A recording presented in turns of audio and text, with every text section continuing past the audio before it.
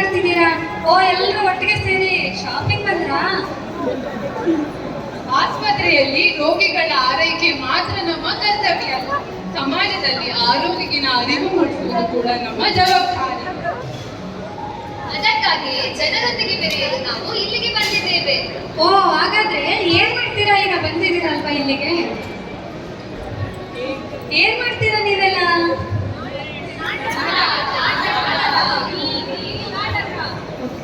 ಸರ್ಕಾರಿ ಆಯುರ್ವೇದ ವೈದ್ಯಕೀಯ ಮಹಾವಿದ್ಯಾಲಯ ಮೈಸೂರು ಇಲ್ಲಿಂದ ಬಂದಿರೋ ಅಂತ ಈ ವೈದ್ಯರ ತಂಡ ಇವತ್ತು ಟೆಕ್ಸಸ್ ಸೆಂಟರ್ ಸಿಟಿ ಮಾಲ್ ನಲ್ಲಿ ಎಲ್ಲರಿಗೂ ಯೋಗದ ಅರಿವು ಮೂಡಿಸಲಿಕ್ಕೋಸ್ಕರ ಬಂದಿದ್ದಾರೆ. 10ನೇ ಅಂತಾರಾಷ್ಟ್ರೀಯ ಯೋಗ ದಿನಾಚರಣೆಯ ಪ್ರಯುಕ್ತ ಹಲವಾರು ಜಾಗಗಳಲ್ಲಿ ಹಲವಾರು ರೀತಿಯ ಕಾರ್ಯಕ್ರಮಗಳನ್ನ ಆಯೋಜಿಸಿ ಇವರು ಮಕ್ಕಳಿಗೆ, ಯುವಕರಿಗೆ, ವೃದ್ಧರಿಗೆ ಪ್ರತಿಯೊಬ್ಬರಿಗೂ ಯೋಗದ ಮಹತ್ವವನ್ನ ತಿಳಿಸ್ಕೊಡ್ತಾ ಇದ್ದಾರೆ. ಇವತ್ತು ಈ ಸೆಂಟರ್ ಸಿಟಿ ಮಾಲ್ ನಲ್ಲಿ ಜನರಿಗೆ ಯೋಗ ಹೇಗೆ ಸಹಾಯ ಆಗುತ್ತೆ ಅನ್ನೋದ್ರ ಬಗ್ಗೆ ತಿಳಿಸಿಕೊಡೋದಕ್ಕೆ ಒಂದು ಸಣ್ಣ ಬೀದಿ ನಾಟಕವನ್ನ ರೆಡಿ ಮಾಡ್ಕೊಂಡಿದ್ದಾರೆ. ಇವತ್ತಿನ ನಾಟಕದ theme yoga for women empowerment. ಇವತ್ತು ಹೆಣ್ಣು ಮಕ್ಕಳು ಮನೆಯಿಂದ ಹಿಡಿದು ರಾಷ್ಟ್ರಪತಿಯ ತನಕ ಪ್ರತಿಯೊಂದು ಸ್ಥಾನವನ್ನು ಅಲಂಕರಿಸಿದ್ದಾರೆ. ಆದ್ರೆ ಅವರ ಆರೋಗ್ಯದ ಬಗ್ಗೆ ಅವರು ಎಷ್ಟು ಕಾಳಜಿ ವಹಿಸ್ತಿದ್ದಾರೆ ಅನ್ನೋದು ದೊಡ್ಡ ಪ್ರಶ್ನೆ ಆಗಿದೆ.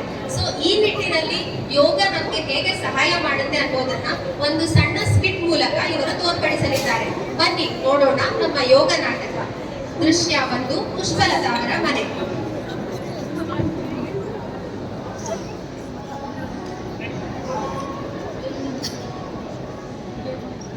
ಚಿನ್ನು ಚಿನ್ನು ಮೊಮ್ಮಗಳೇ, ಏನ್ ಯಾವಾಗ ನೋಡಿದ್ರು ಬರೀ ಆಟ ಆಡ್ತಿರ್ತೀಯಲ್ಲ ನೀನು. ಬಿಸಿಲಂತನೂ ಇಲ್ಲ, ಮಳೆ ಅಂತನೂ ಇಲ್ಲ, ದಿನ ಇಡೀ ಬರೀ ಆಟನೇ ಆಯ್ತು ಇವ್ರದ್ದು. ನೋಡು, ಮನೆಯೊಳಗೆ ಹೋಗಿ ಮನೆ ಕೆಲಸ ಕಲ್ತ್ಕೊ ಮೊದ್ಲು. ಏನಿದ್ರು ಜೀವನ ಇಡೀ ಹೆಣ್ಮಕ್ಳು ಮನೆ ಕೆಲಸನೇ ಮಾಡೋದು ನೋಡು. ಏನಜ್ಜಿ, ನಾನು ಆಟ ಆಡ್ಬಾರ್ದ? ನಾನು ಆಟ ಆಡ್ಬೇಕು, ಓದ್ಬೇಕು, ಚೆನ್ನಾಗಿ ಕೆಲಸ ಮಾಡಿ ನಮ್ಮ ಅಪ್ಪ ಅಮ್ಮನ್ ಚೆನ್ನಾಗಿ ನೋಡ್ಕೋಬೇಕು ನಾನು.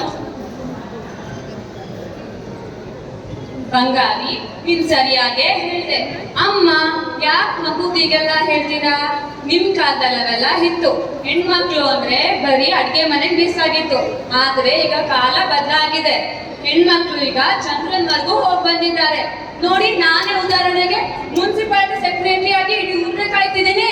ನನ್ನ ಮಗಳು ಕೂಡ ಚೆನ್ನಾಗಿ ಓದಿ IAS ಆಫೀಸರ್ ಆಗ್ತಾಳೆ. ಬಂಗಾರಿ, ಈಗ ಟೈಮ್ ಆಯ್ತು, ಹೋಗಿ ಹೋಮ್ವರ್ಕ್ ಮಾಡ್ಕೋ. ಅಮ್ಮ ಪ್ಲೀಸ್ ಅಮ್ಮ, ಇನ್ನ ಸ್ವಲ್ಪ ಆಟ ಆಡ್ತೀನಮ್ಮ, ಪ್ಲೀಸ್ ಅಮ್ಮ. ಇನ್ 2 days ಅಲ್ಲಿ ನನಗೆ ಪೀರಿಯಡ್ಸ್ ಬಂದ್ಬಿಡುತ್ತೆ. ತುಂಬಾ ಹೊಟ್ಟೆ ನೋವು, ಆಟ ಆಡಕ್ಕೆ ಆಗಲ್ಲ. ಏನ್ ಮಾಡೋದು ಏನೋ, ನನ್ನ ಮಗಳಿಗೆ ಈ ಪೀರಿಯಡ್ಸ್ ಟೈಮಲ್ಲಿ ಬಂದು ಹೊಟ್ಟೆ ನೋವಿಗೆ ಅವಳು ಬಾಡಿದ ತರ ಮುದ್ರು ಹೋಗ್ಬಿಡ್ತಾಳೆ. ಈ ಹೊಟ್ಟೆ ನೋವಿಗೆ ಪರಿಹಾರನೇ ಇಲ್ವಾ? ಯಾಕಷ್ಟು ಯೋಚನೆ ಮಾಡ್ತೀರಾ? ಇಲ್ಲೇ ನಮ್ದು ಗವರ್ಮೆಂಟ್ ಆಯುರ್ವೇದ ಮೆಡಿಕಲ್ ಕಾಲೇಜ್ ಇದೆ.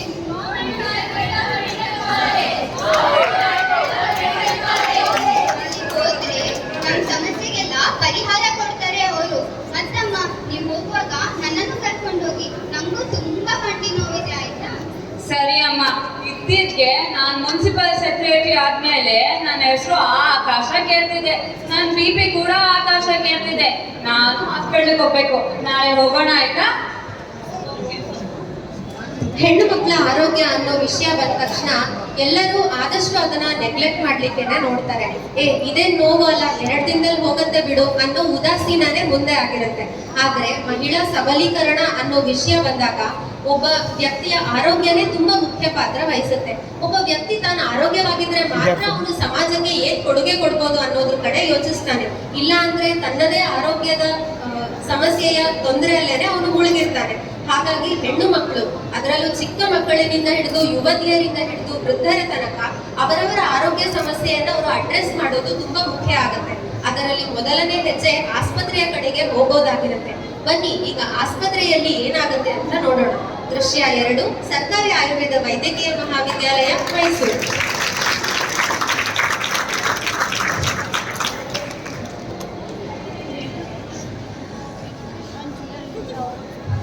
Next patient. ನಮಸ್ತೆ ಡಾಕ್ಟರ್. ಓ, ಮುನ್ಸಿಪಲ್ ಸೆಕ್ರೆಟರಿ, ಬರ್ಬೇಕು. ಏನ್ರಿ ಸೆಕ್ರೆಟರಿ ಅಂದ್ಮೇಲೆ ಕಾಣಕ್ಕೆ ಸಿಗಲ್ಲ? ಹೌದು ಡಾಕ್ಟರ್, ಸೆಕ್ರೆಟರಿ ಆದ್ಮೇಲೆ ಊರ್ ಜವಾಬ್ದಾರಿ ನನ್ನ ಮೇಲೆ ಇರುತ್ತೆ. ನಾನು ಇಲ್ಲ ಅಂದ್ರೆ ಒಂದ್ ಕೆಲಸನೂ ಆಗಲ್ಲ. ನನ್ನೇ ಬೇಕು ಅಂತ ಜನಗಳು. ಈಗ ಏನ್ ಹೇಳಿ, ಫ್ಯಾಮಿಲಿ ಸಮೇತ ಬಂದ್ಬಿಟ್ಟಿದ್ದೀರಾ? ಡಾಕ್ಟರ್, ನಿಮ್ಮೆಂತ ಒಂದು ಉಪಕಾರ ಆಗ್ಬೇಕಿತ್ತಲ್ಲ. ಹೇಳಿ ಮಾಡೋಣ, ನಿಮಗೆ ಮಾಡ್ದಲ್ಲೇ ಇರ್ತೀವಾ? ಡಾಕ್ಟರ್, ನನ್ನ ಮಗಳಿಗೆ ಪ್ರತಿ ತಿಂಗಳು ಪೀರಿಯಡ್ಸ್ ಟೈಮಲ್ಲಿ ಹೊಟ್ಟೆ ನೋವು ಬರುತ್ತೆ. ಆ ಟೈಮಲ್ಲಿ ಅವಳು ಸ್ಕೂಲ್ ಕೂಡ ಹೋಗಲ್ಲ. ಎಕ್ಸಾಮ್ ಬೇರೆ ಹತ್ರ ಬರ್ತಿದೆ. ನನ್ಗೆ ಅದೇ ಯೋಚನೆ ಆಗಿದೆ. ಮುಟ್ಟಿನ ಟೈಮಲ್ಲಿ ಬರೋ ಹೊಟ್ಟೆ ನೋವು ನಾರ್ಮಲ್ ಅಥವಾ ಪ್ರಾಬ್ಲಮ್ ಡಾಕ್ಟರ್? ನೋಡಿ, ಈ ಪೀರಿಯಡ್ಸ್ ಟೈಮಲ್ಲಿ ಬರೋ ಹೊಟ್ಟೆ ನೋವು ಸಹಜ. ಆದರೆ ಆ ಹೊಟ್ಟೆ ನೋವಿಂದ ಅವಳ ಸ್ಟಡೀಸ್ಗೆ, ಅವಳ ಸ್ಕೂಲಿಗೆ ಹೋಗೋದಕ್ಕೆ ಅಥವಾ ಆರ್ಟಿಗೆ ಎಫೆಕ್ಟ್ ಆಗ್ತದೆ ಅಂತಂದ್ರೆ ಅದಕ್ಕೆ ಬೇಕಾದ ಟ್ರೀಟ್ಮೆಂಟ್ನ ತಗೋಬೇಕಾಗತ್ತೆ. ಅಯ್ಯೋ ಡಾಕ್ಟರ್, ಮೆಡಿಸಿನ್ ಎಲ್ಲ ಬೇಡ ನನಗೆ. ಮೆಡಿಸಿನ್ ತಗೊಂಡ್ರೆ ವಾಂತಿ ಬಂದಂಗೆ ಆಗುತ್ತೆ. ಏನಾದ್ರೂ ಸಿಹಿ ಚಾಕ್ಲೇಟ್ ತರ ಇದ್ರೆ ಕೊಡ್ತೀರಾ? ಖಂಡಿತ. ಏನ್ ಗೊತ್ತಾ ಪುಟ್ಟ, ನಿಂಗೆ ಯೋಗಾಸನ ಅನ್ನೋದು ಗೊತ್ತಾ? ಈ ಯೋಗಾಸನ ಮಾಡೋದ್ರಿಂದ ನಿನಗೆ ಒಂದು ಆಟ ಕೂಡ ಆಡ್ಬೇಕಾಗತ್ತೆ, ನೀನ್ ಯೋಗ ಕೂಡ ಮಾಡ್ಬೇಕಾಗತ್ತೆ. ಇದನ್ನ ಮಾಡೋದ್ರಿಂದ ನಿನ್ ಹೊಟ್ಟೆ ನೋವೇ ಬರಲ್ಲ ಪೀರಿಯಡ್ಸ್ ಟೈಮಲ್ಲಿ. ಮೊದಲು ಯಾವಾಗ ನೋಡಿದ್ರು ಖಂಡಿತ. ನಿನ್ ತೊಂದರೆಗೆ ಬೇಕಾದ ಆಸನ ಅಂದ್ರೆ ಮೊದಲಿಗೆ ನೌಕಾಸನ, ಚಕ್ಕಿ ಚಾಲನ ಕ್ರಿಯಾ, ಪಾದಹಸ್ತಾಸನ, ಭದ್ರಾಸನ, ಇದೆಲ್ಲದನ್ನು ಆಸನ ಮಾಡೋದ್ರಿಂದ ಈ ಯುಟಿಲೈನ್ ಮೆಸರ್ಸ್ ಸ್ಟ್ರೆಂಥನಿಂಗ್ ಆಗಿ ಇಂದ್ರಕ್ಕೆ ಒಳ್ಳೆ ರೀತಿಯಲ್ಲಿ ಬ್ಲಡ್ ಸರ್ಕ್ಯುಲೇಷನ್ ಆಗೋದ್ರಿಂದ ಹಾರ್ಮೋನ್ ಲೆವೆಲ್ಸ್ ಕಂಟ್ರೋಲ್ ಬರುತ್ತೆ. ಇದರಿಂದ ನಿನ್ ಹೊಟ್ಟೆ ನೋವು ಕೂಡ ಬರಲ್ಲ. ಡೈಲಿ ಮಾಡಬೇಕು. ಅಯ್ಯೋ ಡಾಕ್ಟರ್, ಇಷ್ಟು ಈಸಿನಾ? ಹಂಗಾದ್ರೆ ನಾನು ಡೈಲಿ ಪ್ರಾಕ್ಟೀಸ್ ಮಾಡ್ತೀನಿ. ನೋಡಜ್ಜಿ, ಡೈಲಿ ಪ್ರಾಕ್ಟೀಸ್ ಮಾಡಿ ತೋರಿಸ್ತೀನಿ ನಾನು. ಡಾಕ್ಟ್ರೇ, ಈಗ ನನ್ನ ಮೊಮ್ಮಗಳಿಗೆ ಇಷ್ಟು ಚೆನ್ನಾಗಿ ಆಸನ ಹೇಳ್ಕೊಟ್ರಲ್ಲ, ಈಗ ನಂದು ಒಂದು ಸಮಸ್ಯೆ ಇದೆ. ನಂಗಂತೂ ವಿಪರೀತ ಮಂಡಿ ನೋವು. ಕೂತ್ರೆ ನಿಲ್ಲಕ್ಕಾಗಲ್ಲ, ನಿಂತ್ರೆ ಕೂರಕ್ಕಾಗಲ್ಲ.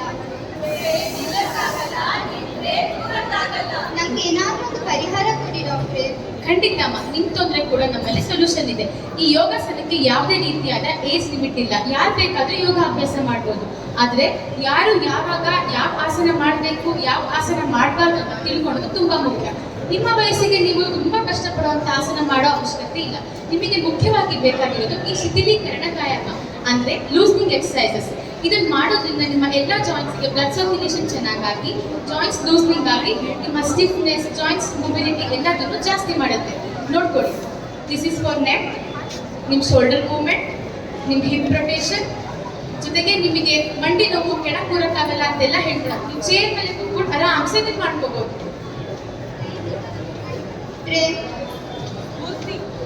ಡಾಕ್ಟ್ರೇ, ನಿನ್ನೆ ವಿಪರೀತ ತಲೆನೋವನ್ನ ಹತ್ತಿರ ಕ್ಲಿನಿಕ್ ಹೋಗಿ BP ಚೆಕ್ ಮಾಡಿಸ್ಕೊಂಡೆ. ನೋಡಿದ್ರೆ BP ತುಂಬಾ ಹೈ ಆಗಿತ್ತು. ಡಾಕ್ಟ್ರೆ, ನಾನು ಮೆಡಿಸಿನ್ ತಗೋತಿದ್ರು ಕೂಡ BP ತುಂಬಾ ವೇರಿಯೇಷನ್ಸ್ ಬರ್ತಿದೆ. ಹೇಗೆ ಡಾಕ್ಟ್ರೆ BP ಕಂಟ್ರೋಲ್ ತಗೊಳ್ಳೋದು? ನೀವ್ ಬೇರೆ ಏನ್ ಮಾಡ್ತೀರಾ? ಇಡೀ ಮುನ್ಸಿಪಲ್ ಜವಾಬ್ದಾರಿ ಪಾಪ ನಿಮ್ ಮೇಲೆ ಇದೆ. ಅದಕ್ಕೆ ಸ್ಟ್ರೆಸ್ ಇದ್ರೆ ನಿಮ್ BP ಜಾಸ್ತಿ ಆಗಿದೆ. ನೋಡಿ, ನಿಮ್ದು ಸ್ಟ್ರೆಸ್ ಕಮ್ಮಿ ಮಾಡಿ ನೀವು BP ನ ರೆಗ್ಯುಲೇಷನ್ ತಗೋಬಹುದು. ಸೊ ನಿಮಗೆ ಬೇಕಾದ ಆಸನ ಅಂದ್ರೆ ತಾಡಾಸನ, ನಾಡಿ ಶೋಧನ ಪ್ರಾಣಾಯಾಮ, ಸರಳ ಪ್ರಾಣಾಯಾಮ, ಬ್ರಾಹ್ಮರಿ ಪ್ರಾಣಾಯಾಮ. ಇದೆಲ್ಲ ಮಾಡೋದ್ರಿಂದ ನಿಮ್ ಬ್ಲಡ್ ಪ್ರೆಷರ್ ಲೆವೆಲ್ಸ್ ನೀವು ಕಂಟ್ರೋಲಿಗೆ ತಗೋಬಹುದು. ಡಾಕ್ಟ್ರೆ, ಯೋಗದಿಂದ ಇಷ್ಟೆಲ್ಲ ಬೆನಿಫಿಟ್ ಇದೆಯಾ? ಹಾ, ನೀವು ಒಂದ್ಸತಿ ಮಾಡಿ ನೋಡಿ. ಡಾಕ್ಟ್ರೆ, ಹಾಗಾದ್ರೆ ನಮ್ಮ ಮುನ್ಸಿಪಾಲಿಟಿ ಆಫೀಸ್ ಕಡೆಯಿಂದ ಅಂತಾರಾಷ್ಟ್ರೀಯ ಯೋಗ ದಿನಾಚರಣೆ ಪ್ರಯುಕ್ತ ಒಂದು ಪ್ರೋಗ್ರಾಮ್ ಮಾಡ್ತಿದ್ದಾರೆ. ಅದಕ್ಕೆ ನೀವೇ ಚೀಫ್ ಗೆಸ್ಟ್ ಆಗಿ ಬನ್ನಿ. ಖಂಡಿತ ಬರ್ತೀನಿ. ಸರಿ ಡಾಕ್ಟ್ರೆ, ಥ್ಯಾಂಕ್ ಯು. ನಾನು ಜೊತೆ ನಮ್ಮ ಯೋಗ ಟ್ರೈನರ್ ಆದ ಮಿಸ್ ಮಾರ್ಟಿನ್ ಕೂಡ ಕರ್ಕೊಂಡು ಬರ್ತೀನಿ. ಖಂಡಿತವಾಗ್ಲೂ ಡಾಕ್ಟ್ರೆ. ನಾಳೆ ಸಿಗೋಣ. ಸರಿ ಡಾಕ್ಟ್ರೆ. ನೋಡಿದ್ರಲ್ಲ, ಯೋಗ ಅನ್ನೋದು ಬರೀ ನಮ್ಮ ದೈಹಿಕ ಸಮತೋಲನ ಕಾಪಾಡಲಿಕ್ಕೆ ಮಾತ್ರ ಅಲ್ಲ, ರೋಗಗಳನ್ನ ವಾಸಿ ಮಾಡಲಿಕ್ಕೆ ಕೂಡ ಉಪಯೋಗ ಮಾಡಬಹುದು. ಥೆರಪಿಟಿಕ್ ಯೋಗ ಬಂದ್ಬಿಟ್ಟು ನಮ್ಮ ಲೈಫ್ ಸ್ಟೈಲ್ ಡಿಸಾರ್ಡರ್ಸ್ ಇಂದ ಹಿಡಿದು ಅನೇಕ ರೋಗಗಳನ್ನ ವಾಸಿ ಮಾಡಲಿಕ್ಕೆ ಸಹಾಯಕಾರಿಯಾಗಿದೆ. ಈ ರೀತಿ ನಾವು ನೋಡಿದ ಮೂರು ರೋಗಗಳನ್ನ ಬಿಟ್ಟು ಇನ್ನು ಯಾವ ಯಾವ ರೋಗಗಳಿಗೆ ಯೋಗ ಸಹಾಯಕಾರಿಯಾಗಿದೆ ನೋಡೋಣ ಬನ್ನಿ ನಮ್ಮ ಯೋಗ ಕಾರ್ಯಕ್ರಮದಲ್ಲಿ. ದೃಶ್ಯ 3, ನೆಕ್ಸಸ್ ಸೆಂಟರ್ ಸಿಟಿ ಮಾಲ್.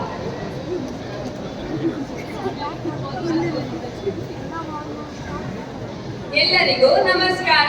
ನಾವಿಂದು 10ನೇ ಅಂತಾರಾಷ್ಟ್ರೀಯ ಯೋಗ ದಿನಾಚರಣೆ ಪ್ರಯುಕ್ತ ಆರೋಗ್ಯ ಸಮಾಜಕ್ಕಾಗಿ ಯೋಗ ಎಂಬ ಕಾರ್ಯಕ್ರಮವನ್ನು ಹಮ್ಮಿಕೊಂಡಿದ್ದೇವೆ. ಇಂದು ನಮ್ಮ ಈ ಕಾರ್ಯಕ್ರಮಕ್ಕೆ ಚೀಫ್ ಗೆಸ್ಟ್ ಆಗಿ doctor Anusha, government Ayurveda medical college ಮೈಸೂರಿಂದ ಬಂದಿದ್ದಾರೆ. ಅವರಿಗೆ ನಾವೆಲ್ಲರ ಪರವಾಗಿ ಹೃದಯದ ಸ್ವಾಗತ. ಹಾಗೂ ಅವರೊಂದಿಗೆ ಫೇಮಸ್ ಯೋಗ ಇನ್ಸ್ಟ್ರಕ್ಟರ್ ಮಿಸ್ ಮಾಲತಿ ಇವರು ಕೂಡ ಬಂದಿದ್ದಾರೆ. ಅವರಿಗೂ ನಮ್ಮೆಲ್ಲರ ಪರವಾಗಿ ಹೃದಯದ ಧನ್ಯವಾದಗಳು, ಸ್ವಾಗತ. ಈ ಕಾರ್ಯಕ್ರಮದ ಮುಖ್ಯ ಉದ್ದೇಶನೇ ನೀವು ನಿಮ್ಮೆಲ್ಲ ಆರೋಗ್ಯ ಸಮಸ್ಯೆಗಳನ್ನು ಮತ್ತು ಯೋಗದ ಬಗ್ಗೆ ಸಂಶಯಗಳು, ಪ್ರಶ್ನೆಗಳನ್ನು ಕೇಳಿ ತಿಳ್ಕೊಳ್ಳಿ, ಆಯ್ತಾ? ಕೇಳಿ, ನಿಮ್ದೇನ್ ತೊಂದರೆ ಇದೆ ಕೇಳಿ. ಡಾಕ್ಟರೇ, ನಾನು ಭರತನಾಟ್ಯಂ ಡ್ಯಾನ್ಸರ್. ಇವಾಗ ನೋಡಿ, ಮಕ್ಕಳು ದಪ್ಪ ಆಯ್ತು. ಇವಾಗ ನೋಡಿ ಎಷ್ಟು ದಪ್ಪ ಇದ್ದೀನಿ ಅಲ್ವಾ?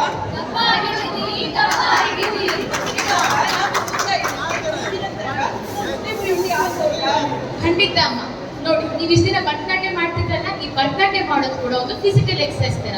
ಸೊ ಯಾವುದೇ ರೀತಿಯಾದ ಯೋಗಾಸನ ಆಗಿರ್ಬೋದು, ಫಿಸಿಕಲ್ ಎಕ್ಸರ್ಸೈಸ್ ನಿಲ್ಸೋದ್ರಿಂದ ಬಾಡಿ ವೇಟ್ ಪುನಃ ಜಾಸ್ತಿ ಆಗೋದು ಸಹಜ. ನಿಮಗೂ ಅದೇ ಆಗಿರೋದು. ನಿಮಗೆ ಇದು ಬೇಕಾಗಿರೋದು ಮುಖ್ಯವಾಗಿ ಈಗ ಯೋಗಾಸನ ಅಭ್ಯಾಸ. ನಿಮಗೆ ಟೈಮ್ ಇಲ್ಲ ಅಂತಿರ್ತೀರಲ್ಲ, ಹೆಚ್ಚಿಗೆ ಏನು ಬೇಡ, ಜಸ್ಟ್ ಒಂದು ಸೂರ್ಯ ನಮಸ್ಕಾರದಲ್ಲಿ 12 ಆಸನ ಬರುತ್ತೆ. ಪ್ರತಿಯೊಂದು ಆಸನಗಳನ್ನು ದೇಹದ ಪ್ರತಿಯೊಂದು ಭಾಗಕ್ಕೂ ವ್ಯಾಯಾಮ ಆಗಿ ನಿಮ್ಮ ದೇಹದ ಕೊಬ್ಬನ್ನ ಇಳಿಸಕ್ಕೆ ಸಹಾಯ ಮಾಡುತ್ತೆ.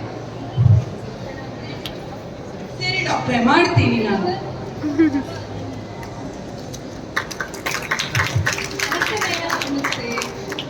ನಾನು IT ಪ್ರೊಫೆಷನಲ್, IT ವರ್ಕರ್. ನಾನು ಇಲ್ಲಿ ಗೊತ್ತಿಲ್ಲ ಮೇಡಮ್, ಇಡೀ ದಿನ ಬೆಳಗ್ಗೆಯಿಂದ ಸಂಜೆ ತನಕ ಕಂಪ್ಯೂಟರ್ ಮುಂದೆ ಕೂತು ಟಕ ಟಕ ಅಂತ ಒತ್ತಾನೆ ಇರ್ತೀನಿ. ಈಗ ಕತ್ತು ನೋವು, ಸೊಂಟ ನೋವು, ಯಾವ ನೋವಿಲ್ಲ ಅಂದ್ಕೊಳ್ಳಿ, ಎಲ್ಲಾ ನೋವಿದೆ. ಇದಕ್ಕೇನಾದ್ರೂ ಪರಿಹಾರ ಇದೆಯಾ? ಖಂಡಿತ ಪರಿಹಾರ ಇದೆ. ಎಲ್ಲ ಸಮಸ್ಯೆಗಳಿಗೂ ಪರಿಹಾರ ಇದೆ. ನೀವು ಇಡೀ ದಿನ ಕೂತ್ಕೊಂಡು ಬೆಳಗ್ಗೆಯಿಂದ ಸಂಜೆವರೆಗೂ ಕೂತಿ ಜಾಗದಲ್ಲೇ ಕೂತ್ಕೊಂಡು ಕೆಲಸ ಮಾಡೋದ್ರಿಂದ ನೀವು ಇಡೀ ದೇಹದ ಸುಖ ಸೊಂಟ ಮೂಳೆ ಮೇಲೆ ಬಿಂದು ಸೊಂಟ ಸವಿತದಿಂದ ಸೊಂಟ ನೋವು ಶುರು ಆಗ್ತಾ ಇದೆ. ಅದೇ ರೀತಿ ನೀವು ಬಗ್ಗೆ ಕೆಲಸ ಮಾಡೋದ್ರಿಂದ ನಿಮ್ಮ ಕುತ್ತಿಗೆ ಮೂಳೆ ಮೇಲೆ ಕುತ್ತಿಗೆ ನೋವು ಬರ್ತಾ ಇದೆ. ಇದಕ್ಕೆ ನಮ್ಮಲ್ಲಿ ವರ್ಕ್ ಸ್ಟೇಷನ್ ಯೋಗ ಅಂತ ಇದೆ. ಹಾಗಂದ್ರೆ ಏನಂತ ಯೋಚನೆ ಮಾಡ್ತಿದ್ದೀರಾ? ಹಾಗಾದ್ರೆ ಕೂತಿರೋ ಜಾಗದಲ್ಲಿ ಗಂಟೆಗೊಮ್ಮೆ ರೊಟ್ಟಿ ಮಾಡ್ತಿರುವಂತ ಆಸನಗಳನ್ನ ಮಾಡೋದ್ರಿಂದ ನಿಮ್ಮ ಎಲ್ಲ ಸಮಸ್ಯೆಗಳಿಗೂ ಕೂಡ ಪರಿಹಾರ ಸಿಗುತ್ತೆ. ಯಾವ್ದಂದ್ರೆ shoulder exercise, eye exercise, trunk twisting, neck rotation, ಈ ಎಲ್ಲ ಯೋಗಾಸನಗಳನ್ನ ನೀವು ಅಭ್ಯಾಸ ಮಾಡಿ ನಿಮ್ಮ ಸಮಸ್ಯೆಗೆ ಇದು ಪರಿಹಾರ. Thank you ma'am. ವೆಲ್ಕಮ್.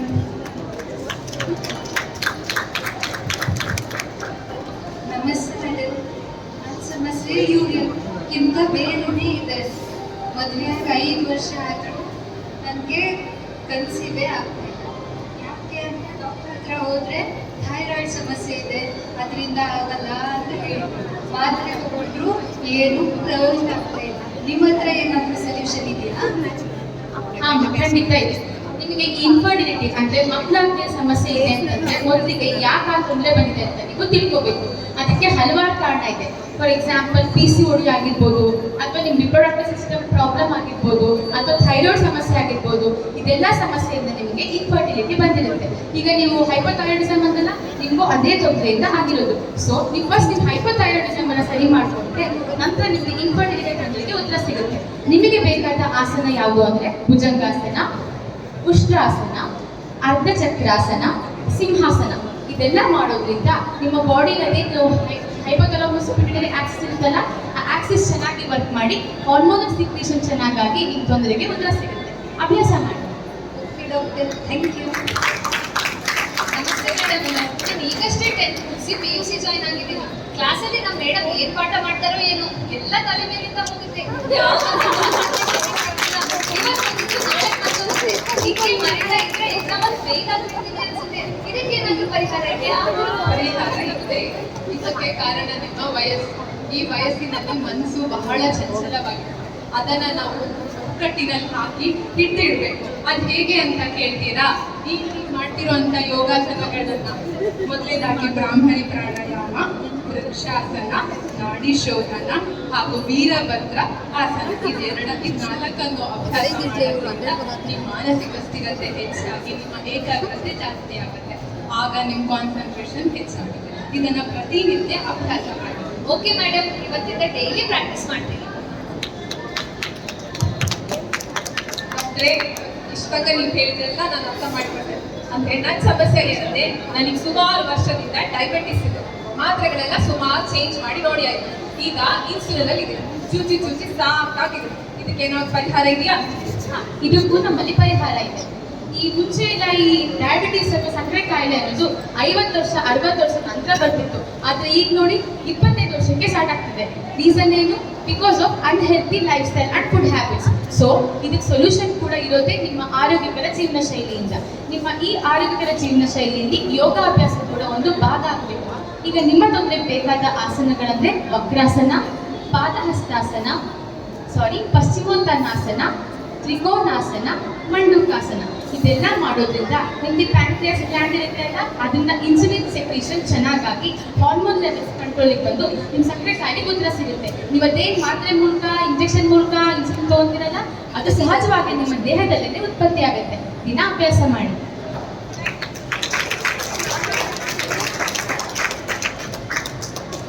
ನಮಸ್ತೆ ಮೇಡಮ್, ನಾನು ಈ ಸಿಟಿಲಿ ಟ್ರಾಫಿಕ್ ಪೊಲೀಸ್.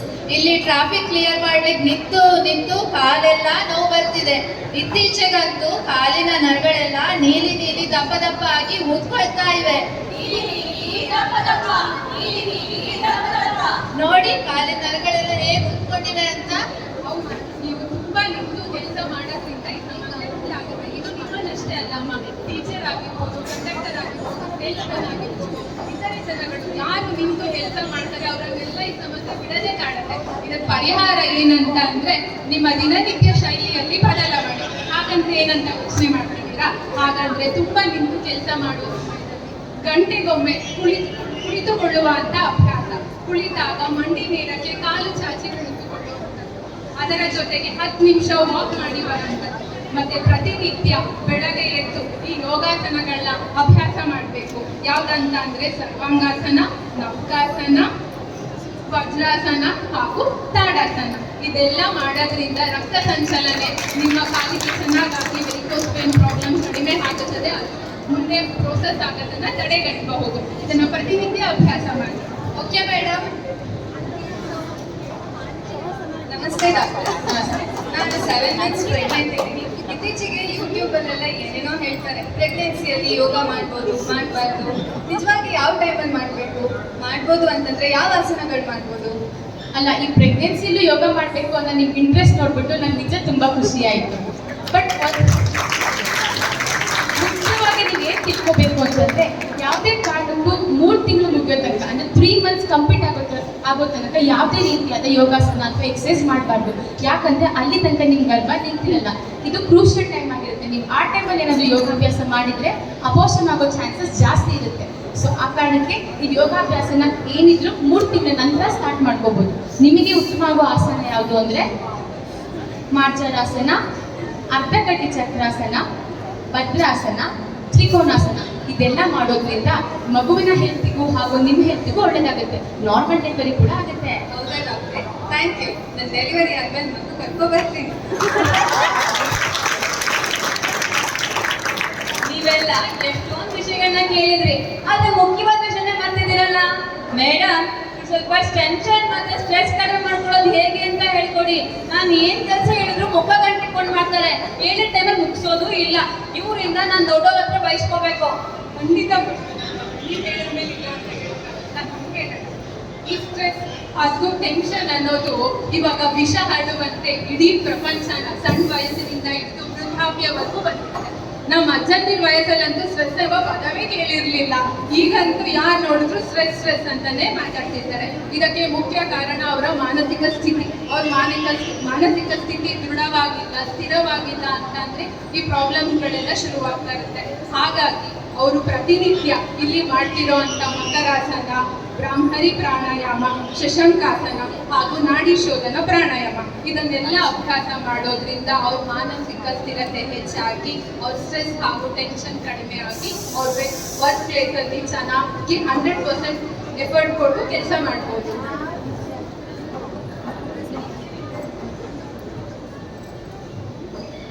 ಕಾಯಿಲೆ ಬಂದಾಗ ಮೆಡಿಸಿನ್ ತಗೊಂಡು ವಾಸಿ ಮಾಡ್ಕೋಬಹುದು ಅಲ್ವಾ? ಈಗ ಈ ಯೋಗದಿಂದ ಅಷ್ಟೊಂದು ಏನು ಉಪಯೋಗ ಇದೆ ನಮಗೆ, ಅದರ ಮಹತ್ವ ಏನಂತ ತಿಳಿಸ್ಕೊಡ್ಬೋದಾ? ಯೋಗದಿಂದ ತುಂಬಾನೇ ಮಹತ್ವ ಇದೆ. ಯೋಗ ದಿನನಿತ್ಯ ಮಾಡೋದ್ರಿಂದ ಯಾವುದೇ ರೀತಿ ರೋಗ ಅದು ತಡೆಗಟ್ಬೋದು. ಒಂದ್ ವೇಳೆ ರೋಗ ಬಂದಿದ್ರು ಅದು ನೆಕ್ಸ್ಟ್ ಫರ್ದರ್ ಸ್ಟೇಜಿಗೆ ಹೋಗ್ದಲ್ಲೇ ಇರೋ ಥರ ಪ್ರಿವೆಂಟ್ ಮಾಡಿ ಕಾಂಪ್ಲಿಕೇಶನ್ಸ್ ಕೂಡ ಅವಾಯ್ಡ್ ಮಾಡ್ಬೋದು. ಇಷ್ಟು ಬೆನಿಫಿಟ್ಸ್ ಯೋಗದಲ್ಲಿದೆ. ಇದು ಜಸ್ಟ್ ಬಾಯ್ ಮಾತಲ್ಲ, ಇದ್ರ ಮೇಲೆ ಸೈಂಟಿಫಿಕ್ ಸ್ಟಡೀಸ್ ಆಗಿ ರಿಸರ್ಚ್ ಆರ್ಟಿಕಲ್ಸ್ ಕೂಡ ಪಬ್ಲಿಷ್ ಆಗಿದೆ.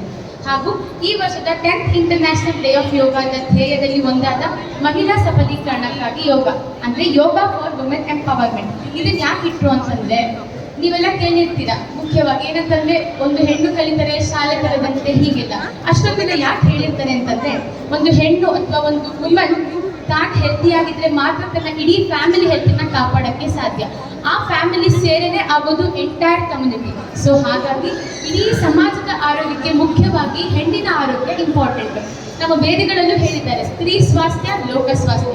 ಹಾಗಾಗಿ ಹೆಣ್ಣಿಗೆ ಕೂಡ ಯೋಗದ ಮಹತ್ವ ತುಂಬಾನೇ ಇದೆ.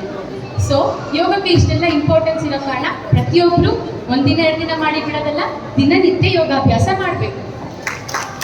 ಹಾಗಾದ್ರೆ ಯೋಗ ಅಂದ್ರೆ ಬರೀ ಆಸನ ಪ್ರಾಣಾಯಾಮ ಇಷ್ಟೇನಾ? ಬರೀ ಮೈಬಗ್ಸಿ ಮಾಡೋದು ಅಷ್ಟೇ ಯೋಗ ಅಲ್ಲ. ನಮ್ಮ ಮನಸ್ಸನ್ನ, ನಮ್ಮ ಇಂದ್ರಿಯಗಳನ್ನ ಹಿಡಿತಕ್ಕೆ ತರುವುದೇ ಯೋಗ. ಅಷ್ಟಾಂಗ ಯೋಗದಲ್ಲಿ ಆಸನ ಪ್ರಾಣಾಯಾಮವನ್ನ ಬಿಟ್ಟು ಇನ್ನು ಯಮ, ನಿಯಮ, ಪ್ರತ್ಯಾಹಾರ, ಧಾರಣ, ಧ್ಯಾನ, ಸಮಾಧಿ ಹೀಗೆ ಹಲವಾರು ಅಂಗಗಳಿವೆ. ಇವು ನಮ್ಮ ದೈಹಿಕ ಆರೋಗ್ಯ ಮಾತ್ರ ಅಲ್ಲದೆ ನಮ್ಮ ಮಾನಸಿಕ ಆರೋಗ್ಯದ ಜೊತೆಗೆ ಸಾಮಾಜಿಕ ಸ್ವಾಸ್ಥ್ಯವನ್ನು ಕೂಡ ಕಾಪಾಡಲಿಕ್ಕೆ ಸಹಾಯ ಮಾಡುತ್ತೆ.